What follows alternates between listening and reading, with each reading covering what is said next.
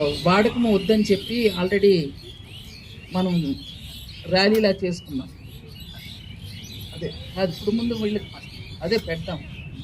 ఎందుకంటే మొన్న 3వ శనివారం రాష్ట్ర వ్యాప్తంగా ప్లాస్టిక్ నివారణ అంటే అప్పటికప్పుడు మీరు ఏంటంటే కూరగాయలు కూడా ప్లాస్టిక్ కవర్లు కట్టేసి ఉంచుతున్నారు. కట్టేసి ఉంచితే ఎవరైనా వస్తే కనుక ఇదిగో అమ్మ ఇది 10 రూపాయలు, ఇది 20 రూపాయలు అని ఇస్తున్నారు. దయచేసి అది మొన్న శనివారం కలెక్టర్ గారు మేమంతా కూడా ర్యాలీగా ఇక్కడ మీటింగ్ కూడా పెట్టడం జరిగింది. రేపు ఏప్రిల్ 1 నుంచి అసలు ప్లాస్టిక్ కవర్లు కానీ ప్లాస్టిక్ గ్లాసులు కానీ ఇదిగో అలాగా ఇలాంటి బాటిల్స్ కానీ ఇవి అంటే one time use and throw లాగా ఉండేటటువంటి ప్లాస్టిక్ని నివారించాలన్నది రాష్ట్ర వ్యాప్తంగా చంద్రబాబు నాయుడు గారు తీసుకున్నటువంటి నిర్ణయం.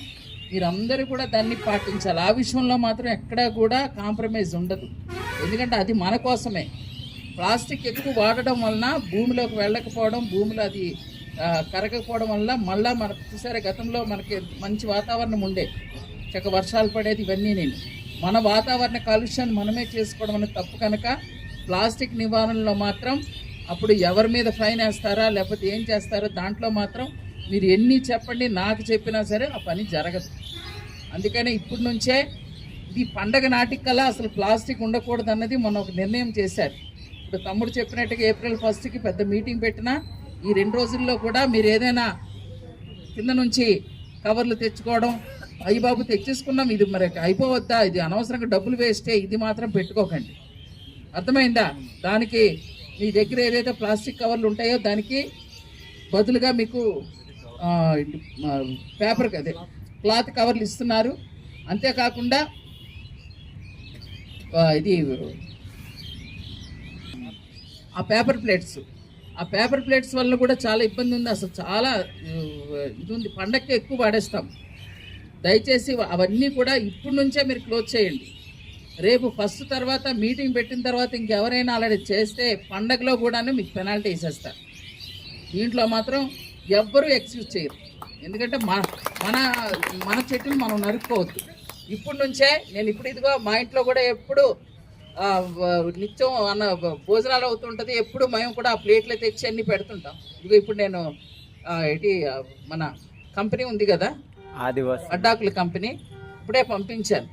మా అబ్బాయిని పంపించి ఇప్పుడు నుంచి అక్కడి నుంచే తేరా బాబు అని ఒక 1000 ప్లేట్లు పట్టుకొని రా అంటున్నాను.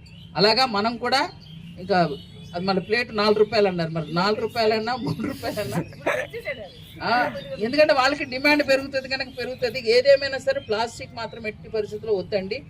ఎందుకంటే మళ్ళీ ఇదిగో ఇలా చేశారు అలా చేశారండి. ప్లాస్టిక్ విషయంలో మాత్రం ఏదైనా మీ మీద కేసు పడినా మీకు పెనాల్టీ పడినా నా దగ్గరికి అయితే రాకండి. మేము దాంట్లో నేను సహకరించను.